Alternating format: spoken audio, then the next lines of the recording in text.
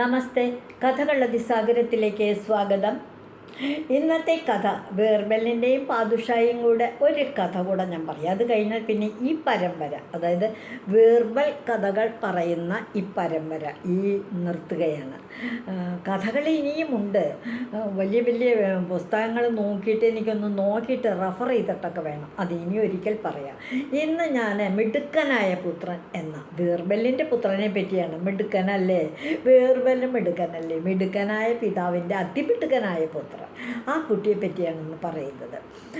ഒരു ദിവസം ഇതുപോലെ അക്ബർ പാദുഷാ ഇങ്ങനെ ഇതായിരിക്കുമ്പോൾ, സംസാരിച്ചു കൊണ്ടിരിക്കുമ്പോൾ ബീർബൽ ഏതാണ്ട് ഈശ്വര കാര്യത്തെപ്പറ്റി പറഞ്ഞു. ദൈവം അങ്ങനെയാണ്, ദൈവത്തിൻ്റെ ഒരു മായയാണ്, ദൈവത്തിൻ്റെ അനുഗ്രഹം കൊണ്ടാണ് എന്നൊക്കെയുള്ള കാര്യങ്ങൾ ഈശ്വരനെപ്പറ്റി, ദൈവത്തെപ്പറ്റി, ഭഗവാനെപ്പറ്റി അങ്ങോട്ട്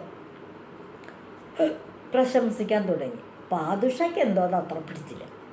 പാദുഷ അവിടെ പറഞ്ഞു, ബീർബൽ, നിങ്ങൾ ഒരുപാട് നേരമായല്ലോ ഈശ്വരനെ പറ്റി പറയുന്നത്. ഈശ്വരൻ എവിടെയാണ് വസിക്കുന്നത് അറിയാമോ നിങ്ങൾക്ക്? അങ്ങനത്തെ ഇങ്ങനെ ചോദിക്കണേ. പിന്നെ അല്ലാതെ ഈശ്വരൻ എന്താ ജോലി? ഈശ്വരൻ ചെയ്യുന്ന ജോലിയോ? ഈശ്വരൻ എന്ത് ജോലിയാണ് ചെയ്യുന്നേ? എൻ്റെ മനസ്സേ, ഇങ്ങനെ ചോദിച്ചാലോ? എടോ, താൻ ഈശ്വരനെ കണ്ടിട്ടുണ്ടോ? അത് ശരി, അങ്ങനെയാണോ? അപ്പോൾ ഈ 3 ചോദ്യത്തിന് എന്തൊക്കെയാണ് 3 ചോദ്യം? ഈശ്വരൻ കണ്ടിട്ടുണ്ടോ? ഈശ്വരനെ കണ്ടിട്ടുണ്ടോ? ഈശ്വരൻ എവിടെയാണ് താമസം?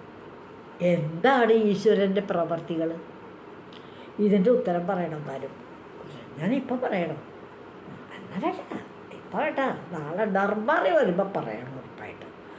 ദർബാറിൽ വരുമ്പോൾ ഈ ചോദ്യങ്ങൾക്ക് ഉത്തരം പറയാൻ പറ്റിയില്ലെങ്കിൽ തമ്മ ഈശ്വരനെ പറ്റി മിണ്ടി പോകരുത് എന്നോട് പറഞ്ഞേക്കാം. വിട്ടുപോയല്ലോ എന്ന് വിചാരിച്ച് ബീർബൽ അന്നത്തെ നടത്തിയ സൗഹൃദ സംഭാഷണമൊക്കെ കഴിഞ്ഞ് ബീർബൽ തൻ്റെ ഭവനത്തിലേക്ക് പോയി. അവിടെ ചെന്ന് കയറിയപ്പോൾ തന്നെ ഇങ്ങനെ വേദമന്ത്രങ്ങൾ ഉരുവിടുന്ന ശബ്ദം കേട്ടു. നോക്കുമ്പോൾ അത് മറ്റാരുമല്ല, തൻ്റെ മകനാണ്, പഠിക്കുന്ന കുട്ടിയാണ്. ആ കുട്ടി വേദങ്ങളൊക്കെ പഠിക്കുന്നുണ്ട്. വേദമന്ത്രങ്ങൾ ഉരുവിടുകയാണ്. അതിങ്ങനെ കേട്ടോണ്ട് അവൻ്റെ അമ്മ അങ്ങനെ സന്തോഷത്തോടെ ഇരിക്കണമുണ്ട്. ബീർബൽ ചെന്നപ്പോൾ അവർ രണ്ടുപേരും അച്ഛനെ സ്വീകരിച്ചു. അത് കഴിഞ്ഞു. പിന്നെ മകൻ കുറച്ച് നേരം കൂടി പഠിത്തം തുടർന്നു. അപ്പം മകൻ ഒന്ന് ശ്രദ്ധിച്ചു, അച്ഛൻ വളരെ സന്തോഷത്തോടെ വരാറ് കൊട്ടാരത്തിൽ. ഇന്നിപ്പോൾ ഇത്തിരി എന്തോ ഒരു വിചാരം ഉണ്ടല്ലോ, മനസ്സത്ര സുഖമല്ലല്ലോ അച്ഛൻ എന്ത് പറ്റി? ചോദിക്കാം എന്ന് വിചാരിച്ചു. ഒക്കെ കഴിഞ്ഞ് എൻ്റെ ഭക്ഷണം കഴിക്കുന്ന സമയത്ത് ചോദിച്ചു, എന്താ അച്ഛൻ്റെ മുഖത്തിനൊരു വാട്ടമുണ്ടല്ലോ, ഒരാലോചനയുണ്ടല്ലോ, എന്ത് പറ്റി അച്ഛനെന്നുള്ളൂ.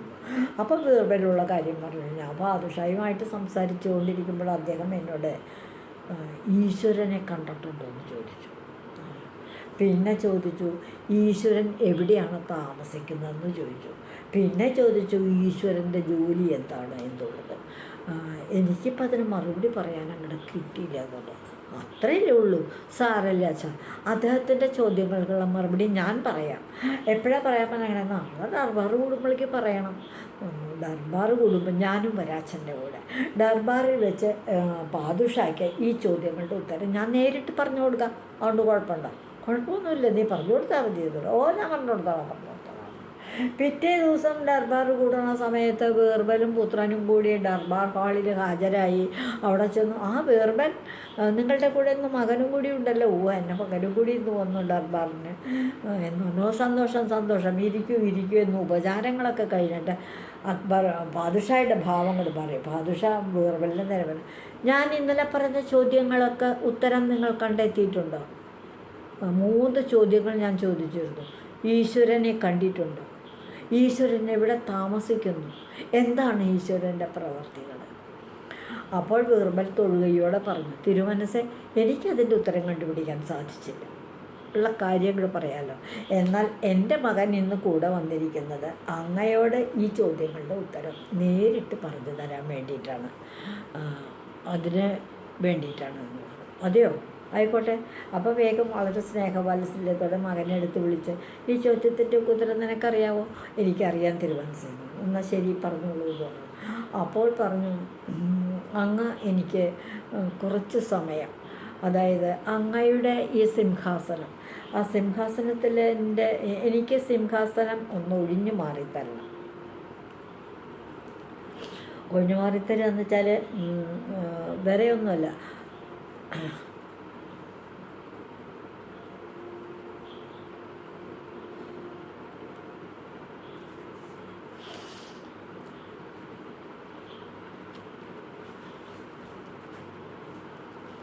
ഉത്തരം പറയുന്നതിന് മുൻപ് അങ്ങയുടെ ചോദ്യങ്ങൾ 3 എനിക്കറിയാം. ആ ചോദ്യങ്ങൾക്ക് ഉത്തരം പറയുന്നതിന് മുൻപ് എനിക്ക് 2 കാര്യങ്ങൾ അങ്ങ് സമ്മതിക്കണം എന്ന് പറഞ്ഞു. ഞാൻ സമ്മതിക്കാം, എന്താ വേണ്ടിയെന്ന് പറയും. ഒന്നാമത്തെ കാര്യം, യാതൊരു കാരണവശാലും ഞാൻ പറയുന്ന ഉത്തരങ്ങളും ചോദ്യങ്ങളും ഒന്നും കേട്ടിട്ട് അങ്ങക്ക് കോപം വരരുത്. ഉടനെ വലിയ ഉത്തരവുകളൊന്നും ഇറക്കരുത്, കോപം വരരുത്. അത് മാത്രമല്ല, അങ്ങ് മനസ്സിലാക്കുകയാണ്. രണ്ടാമതായിട്ട് എന്നിൽ നിന്നും പുതിയ ചില കാര്യങ്ങൾ അങ്ങ് മനസ്സിലാക്കുകയാണ് ചെയ്യേണ്ടത്. അങ്ങേക്ക് അറിയാത്ത കാര്യങ്ങളാണല്ലോ അച്ഛൻ വഴി എൻ്റെ അടുത്തേക്ക് വന്നിട്ടുള്ളത് ഇപ്പം. അതുകൊണ്ട് ഞാൻ പറയുന്ന കാര്യങ്ങൾ അങ്ങ് മനസ്സിലാക്കുകയാണ്. അങ്ങേ അത് പറഞ്ഞ് മനസ്സിലാക്കുന്ന ഞാനിപ്പോൾ അങ്ങയുടെ ഗുരുവാണ്, അങ്ങ് എൻ്റെ ശിഷ്യനുമാണ്. ഗുരു താഴത്തിരിക്കുക, ശിഷ്യൻ മുകളിലിരിക്കുക, അത് ശരിയല്ല. അതുകൊണ്ട് അങ്ങ് ഇരിക്കുന്ന സിംഹാസനം എനിക്ക് ഒഴിവാക്കി തരണം. അങ്ങ് എന്നിട്ട് ശിഷ്യനായി താഴെ ഇരിക്കണം. ഞാൻ അങ്ങേക്ക് ഈ കാര്യങ്ങൾ പറഞ്ഞ് മനസ്സിലാക്കി തരുന്നവർ വരെ ദേഷ്യം കോപിക്കരുതെന്ന് ഞാൻ ആദ്യമേ പറഞ്ഞത് ഓർമ്മയുണ്ടല്ലോ. ഓർമ്മയുണ്ട്. അതിനെന്താ വിരോധം? ഞാൻ അങ്ങനെയാവാന്ന് പറഞ്ഞ് പാദുഷ സിംഹാസനത്തിൽ നിന്ന് എഴുന്നേറ്റ് താഴ്ത്തിരുന്നു. അദ്ദേഹം വീർബലിൻ്റെ പുത്രൻ സിംഹാസനത്തിലും കയറിയിരുന്നു. അപ്പം ഗുരുവായി, ശിഷ്യനായി, പാദുഷയായി, സാധാരണ ഒരു പ്രജയെപ്പോലെയായി ഇപ്പോൾ പാദുഷ. എന്നിട്ട് ചോദിച്ചു, അങ്ങ് എനിക്ക് കുറച്ച് പാല് കൊണ്ടുവരണം, പാല് കൊണ്ടുതരണം എന്ന് പറഞ്ഞു. അപ്പോൾ വേഗം പാദുഷ, ആരെവിടെ എന്ന് പറഞ്ഞപ്പോഴേക്കും രാജഭടൻ വന്നു, ഒരു പാത്രം പാല് കൊണ്ടുവരും. അപ്പോൾ ഉടൻ തന്നെ ഈ ബീർബലിൻ്റെ മകൻ പറഞ്ഞു, അങ്ങിപ്പോൾ പാദുഷയല്ല, അങ്ങ് എൻ്റെ ശിഷ്യനാണ്. ഞാൻ പാല് കൊണ്ടുവരാൻ പറഞ്ഞത് എൻ്റെ ശിഷ്യനോടാണ്, അങ്ങ് തന്നെ പോയി കൊണ്ടുവരണം. അങ്ങനെയാണോ? ശരി എന്ന് കരുതി പാദുഷ എഴുന്നേറ്റ് അത് പോയി പാത്രം കൊണ്ടുവന്നു, പാലും കൊണ്ടുവന്നു. ആ പാലെടുത്ത് കാണിച്ചു കൊടുത്തു, എല്ലാവരെയും കാണിച്ചു കൊടുത്തു. സദസ്യരൊക്കെ ദർബാർ മുഴുവൻ ഇങ്ങനെ മൊട്ട് സൂചി താഴെ വീണ ശബ്ദം കേൾക്കാം. അത്രയ്ക്ക് നിശബ്ദമായിട്ട് ഈ ബാലൻ്റെ പ്രകടനം കണ്ടിരിക്കുക. അത് കഴിഞ്ഞപ്പോൾ ചോദിച്ചു, പാല് കണ്ടു. പാദുഷായോട് ചോദിച്ചു, ഈ പാല് എന്തൊക്കെ അടങ്ങിയിട്ടുണ്ട്? അപ്പോൾ അദ്ദേഹം പറഞ്ഞു,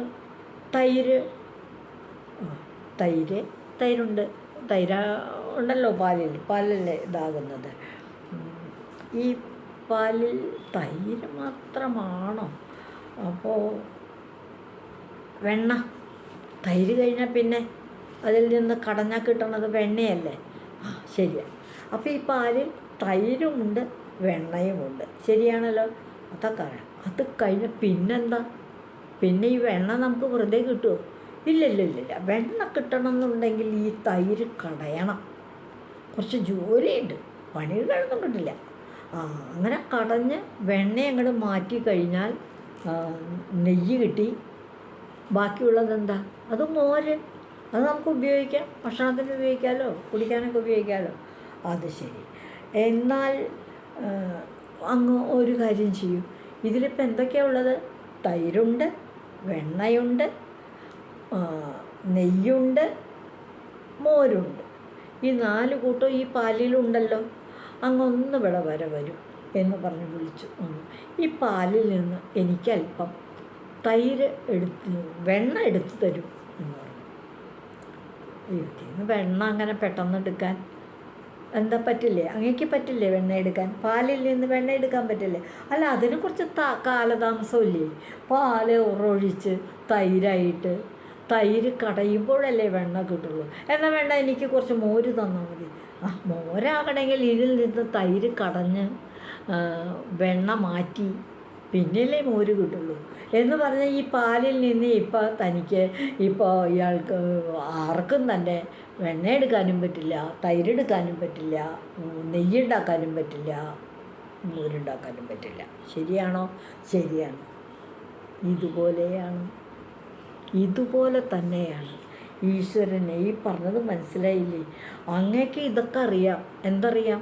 പാലിൽ വെണ്ണയുണ്ടെന്നും തൈരുണ്ടെന്നും നെയ്യുണ്ടെന്നും മോരുണ്ടെന്നും ഒക്കെ അറിയാം. ഇങ്ങനെയുള്ള അങ്ങേക്ക് ഈശ്വരനെ കുറിച്ച് ഒന്നും അറിയാൻ കഴിഞ്ഞില്ലേ? പാലിൽ ഇന്ന വസ്തുക്കളുണ്ടെന്ന് അറിയാൻ സാധിച്ച അങ്ങേക്ക് ഈശ്വരനെ കുറിച്ചൊന്നും മനസ്സിലായില്ല, ഒന്നും അറിയാൻ കഴിഞ്ഞില്ല. അപ്പോൾ സംശയത്തോടു കൂടി ചോദിച്ചപ്പോൾ പാദുഷൻ എന്ന് പറഞ്ഞു, എനിക്ക് മനസ്സിലായില്ല എന്ന് പറഞ്ഞു. ഓഹോ, പാല് മോരും നെയ്യും അടങ്ങിയത് കാണാൻ കഴിയുണ്ടോ? പാലിൽ മോരുണ്ട്, തൈരുണ്ട്, നെയ്യുണ്ട്, ഒന്നും കഴിയില്ല. അതിന് കഴിയണമെങ്കിൽ എപ്പോൾ സാധിക്കും? കാലം ഒരുപാട് പിടിക്കും, കുറേ കാലം പിടിക്കും, കുറച്ച് സമയം പിടിക്കും. പാലിനെ സംബന്ധിച്ചിടത്തോളം തൈരാകണമെങ്കിൽ ഉറൊഴിച്ച് പിറ്റേ ദിവസം 24 മണിക്കൂർ പിറ്റേ ദിവസം കഴിയണം. നല്ല പരിശ്രമം കാണണം. അങ്ങനെ തൈര് കിട്ടി പിന്നെ വെണ്ണ കാണണമെങ്കിൽ കടയണം. നല്ലൊരു അധ്വാനമാണത്. ആ പരിശ്രമം വേണം. അതിന് വളരെ നിസ്സാരമായിട്ടുള്ള പാലിലുള്ള തൈരിനെ കിട്ടാനും തൈരിലുള്ള വെണ്ണയെ കിട്ടാനും വെണ്ണയിലുള്ള നെയ്യിനെ കിട്ടാനും നെയ്യിൽ നിന്ന് നെയ്യ് മാറ്റിയിട്ട് മോര് കിട്ടാനും കുറച്ച് അധ്വാനിക്കണം, കുറച്ച് കാലതാമസമുണ്ട് എന്നൊക്കെ അങ്ങേക്ക് തന്നെ ഇപ്പം മനസ്സിലായി ഇല്ലേ? ഇതുപോലെയാണ് ഇത്ര വലിയ പ്രപഞ്ചം അല്ലേ? ഈ കാണുന്നിടത്തെല്ലാം പ്രപഞ്ചം. ഈ പ്രപഞ്ചത്തിൽ ഉള്ള ഈശ്വരനെ കാണണമെങ്കിൽ ദീർഘകാലം, ഒരുപാട് കാലം തപസ് ചെയ്യണം. തപസ്സൊരു യജ്ഞമാണ്, തപസ് ചെയ്യണം. ഈ പല മതങ്ങളും വിവിധ മതങ്ങളൊക്കെ ഈ ഈശ്വരനെ കാണാൻ വേണ്ടി വിവിധ മാർഗങ്ങൾ നിർദ്ദേശിക്കുന്നുണ്ട്. ചിലർ നോയമ്പെടുക്കണം, ചിലർ കീർത്തനം പാടണം, ചിലർ വായിക്കണം, പഠിക്കണം, ചിലർ കർമ്മം ചെയ്യണം എന്നങ്ങനെ. എന്നാൽ ഈശ്വരൻ്റെ ജോലി ഇപ്പോൾ അങ്ങേക്ക് മനസ്സിലായിട്ടുണ്ടല്ലോ. ഈശ്വരനെ കാണാൻ നമുക്ക്, ഈശ്വരനുണ്ട് ഇവിടെ, കാണാൻ സാധിക്കില്ല. ഒരുപാട് കാലതാമസമുണ്ട്, നമ്മുടെ അധ്വാനമുണ്ട്. എന്നാലേ പറ്റുള്ളൂ എന്ന് അങ്ങേക്ക് മനസ്സിലായിരുന്നു. ഇനിയിപ്പോൾ അങ്ങയുടെ ഒരു ചോദ്യമുള്ളത് എന്താണ് ഈശ്വരൻ്റെ പണി എന്നാണ്. ഈശ്വരൻ്റെ പണി ഇതാ ഇവിടെ കണ്ടില്ലേ നമ്മളിപ്പോൾ. ഇവിടെ എന്ത് പണിയുണ്ട്? അങ്ങ് ഞാനിപ്പോൾ എവിടെ ഇരിക്കണേ? അപ്പോൾ പാദുഷ ഒന്ന് പകച്ചു, നീ എൻ്റെ സിംഹാസനത്തിലാണ്. എനിക്കല്ലേ ഇപ്പോൾ പവർ കൂടുതൽ? അതെ, ഞാൻ എവിടെ ഇരുന്ന ആളാണ്? ഈ ബീർബലിൻ്റെ വീട്ടിലെ അരുമ സന്തതിയാണ് നീ ആ ഭവനത്തിൽ ജീവിച്ചിരുന്ന കുട്ടി. എത്ര പെട്ടെന്നാണ് ഞാൻ ചക്രവർത്തി പാദുഷയുടെ സിംഹാസനത്തിലിരുന്നത്. അതുപോലെ ഈ സിംഹാസനത്തിലിരുന്ന പാദുഷ ഇപ്പോൾ എവിടെ ഇരിക്കണേ? ഇതാരുടെ പണിയാണ്? ഇതാരാ ഇങ്ങനെ ചെയ്യിപ്പിച്ച? എന്നെ പാദുഷയാക്കി, പാദുഷയെ സാധാരണക്കാരനാക്കി. അതാണ് ദൈവത്തിൻ്റെ പണി. ഇത് തന്നെയാണ് ദൈവത്തിൻ്റെ പണി. എത്ര അദ്ദേഹത്തിൻ്റെ ജോലി എന്താണെന്നിപ്പോൾ വ്യക്തമായല്ലോ.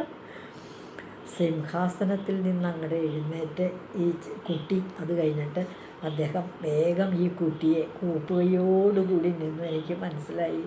ദൈവം എവിടെ വസിക്കണമെന്ന് മനസ്സിലായി, ദൈവത്തിൻ്റെ ജോലി എന്താണെന്ന് മനസ്സിലായി, ദൈവം എന്താ ചെയ്യുന്നത് അത് മനസ്സിലായി എനിക്ക് എന്നത്. പാദുഷ കുട്ടിയെ ഞങ്ങൾ തൊഴുതു. കുട്ടിയാകട്ടെ സിംഹാസനത്തിൽ നിന്നും താഴ്ത്ത് ഇറങ്ങി വന്നിട്ട് പറഞ്ഞു, എൻ്റെ വിവേകത്തിന് അങ്ങ് എന്നോട് ദയവ് കാണിക്കണം കേട്ടോ. ഞാൻ അങ്ങയെ പിടിച്ച് താഴ്ത്തിയിരുത്തി, ഞാൻ കയറി സിംഹാസനത്തിലിരുന്നു. ഇതൊക്കെ അങ്ങേയറ്റത്തെ തെറ്റാണ്, പക്ഷേ അതെൻ്റെ അവിവേകമാണ്, എൻ്റെ അറിവില്ലായ്മയാണ്. അങ്ങേ ഈ കാര്യങ്ങളൊന്ന് പറഞ്ഞ് മനസ്സിലാക്കി തരാൻ വേണ്ടി മാത്രമാണ് ഞാൻ അങ്ങനെ ചെയ്തത്. അതൊക്കെ മാപ്പാക്കണം എന്ന് പറഞ്ഞ എൻ്റെ അച്ഛനോട് ഒരു അപ്രിയം തോന്നല്ലേ എന്നിങ്ങനെ പറഞ്ഞു. പാദുഷ കുട്ടിയെ അങ്ങോട്ട് ചേർത്ത് പിടിച്ചു. വളരെയേറെ സന്തോഷത്തോടെ അവനെ അങ്ങോട്ട് ആശ്ലേഷിച്ചു.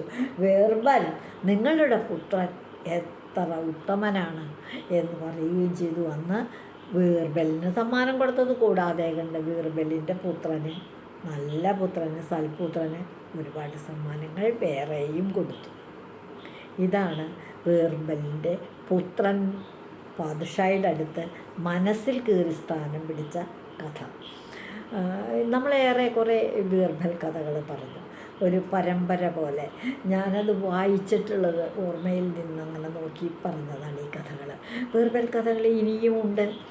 അക്ബർ പാദ്ഷായും ബീർബൽ സുഹൃത്തായ ബീർബലും തമ്മിലുള്ള ഓരോരോ സാഹചര്യങ്ങളിൽ ബീർബലിൻ്റെ സേവനങ്ങൾ പ്രകീർത്തിക്കുന്ന കഥകൾ ഇനിയുമുണ്ട്. ഞാൻ ഇനിയും ഒരവസരത്തിലേക്ക് മാറ്റിവെക്കുകയാണ് ബീർബൽ കഥകൾ പറയാനുള്ളത്. ഇപ്പം ഇന്നത്തോടെ ഈ ആഴ്ചയിലെ 4 കഥകൾ ഈ ആഴ്ചയോട് കൂടിയിട്ട് ഇന്നത്തോടു കൂടി ഈ കഥയോട് കൂടിയിട്ട് തൽക്കാലം ഞാൻ ബീർബൽ കഥകൾ നിർത്തുകയാണ്. മറ്റൊരു കഥ പരമ്പര തുടങ്ങും. എന്തായാലും ഞാൻ കഥ പറയും, അതോടൊപ്പം ദിവസം ഒരു കഥ. 875ഓളം വീഡിയോസായി ഇതിൽ 90% കഥകളാണ്. പിന്നെ ഞാൻ സ്വന്തമായി എഴുതിയ ചില കവിതകൾ, മറ്റെനിക്കിഷ്ടം തോന്നുന്ന ചില കവിതകൾ, ചില പാചക രീതികൾ, ചില സാഹിത്യ ചിന്തകൾ, സരസ ശ്ലോകങ്ങൾ, അങ്ങനെയൊക്കെ പലതും ഇതിൻ്റെ ഇടയ്ക്ക് കുറച്ചൊക്കെ വന്നിട്ടുണ്ട്. അതും നിങ്ങൾക്ക് ആസ്വാദ്യകരമല്ലേ? വടക്കൻ പാട്ടുകൾ ഞാനങ്ങ് വെച്ചു എന്നേ ഉള്ളൂ. ഉദയനക്കുറിപ്പിൻ്റെ കഥ, അത് കഴിഞ്ഞാൽ പിന്നെ ആരോമൽ ചേകവർ, ഉണ്ണിയാർച്ച, മതിലേരിക്കഞ്ഞി, പയ്യമ്പള്ളിച്ചന്തു, പാലാട്ട് കോമൻ, ഇങ്ങനെയുള്ള നേതാക്കന്മാരുടെയൊക്കെ കഥകൾ വേറെയുണ്ട്. അതിലേക്കൊന്നും ഇപ്പം മറ്റൊരു പരമ്പര, കഥാപരമ്പര തന്നെ. ആഴ്ചയിൽ 4 ദിവസമാണ് കഥകൾക്ക്. ഒരു ദിവസം ആയുരാരോഗ്യ സൗഖ്യം. ഞാൻ നാരായണീയത്തെപ്പറ്റി ചിന്തിക്കുകയാണ്. നമ്മൾ ഒരുമിച്ച് വായിക്കുന്നു, അത്രയേ ഉള്ളൂ.